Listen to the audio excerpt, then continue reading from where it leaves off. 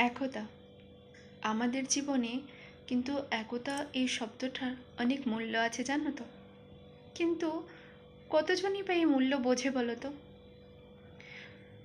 দেখবে, খেয়াল করবে, যখন কোনো পাখিদের দেখবে বা কোনো মানুষ ছাড়া অন্য কোনো প্রাণী তুমি যখন দেখবে যে কেউ একজন বিপদে পড়েছে, যারা একসাথে থাকে, পাখি হোক, কুকুর হোক, মানে অন্য কোনো বন্য পশু হোক, মানে মানুষ ছাড়া আমি বলছি, কেউ একজন বিপদে পড়লে না অন্যরা সবাই চিৎকার করে, চেঁচামেচি করে।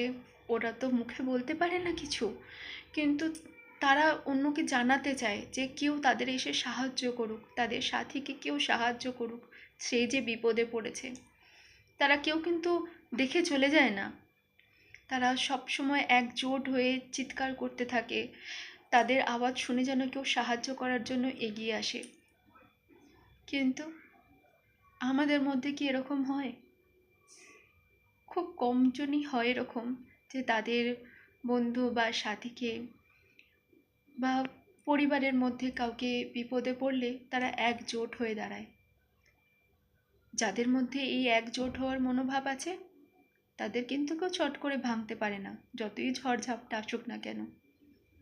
কিন্তু খুব কম জনের মধ্যে এই একজোট হওয়ার ভাবনা থাকে, একতা হয়ে থাকার ভাবনাটা কম থাকে। বরঞ্চ বিপদে পড়লে তারা তো সে সময় কোনো খবরই নেবে না। পাছে যদি কিছু চেয়ে বসা হয়, যদি আর্থিক সাহায্য চাওয়া হয় বা কোনো অন্য কোনো কিছু সাহায্য চাওয়া হয়, তারা তো খবরই নেবে না, জিজ্ঞাসা করবে না যে তুমি কেমন আছো। কি বড়ই অদ্ভুত না! ভগবান যাদেরকে বলার মতো ক্ষমতা দিয়েছে, সব কিছু করার ক্ষমতা দিয়েছে, তাদের মধ্যে এই মনোভাবটা খুব কম। আর যাদের মধ্যে এই ক্ষমতাটা নেই, তারা কি সুন্দর একজোট হয়ে থাকে।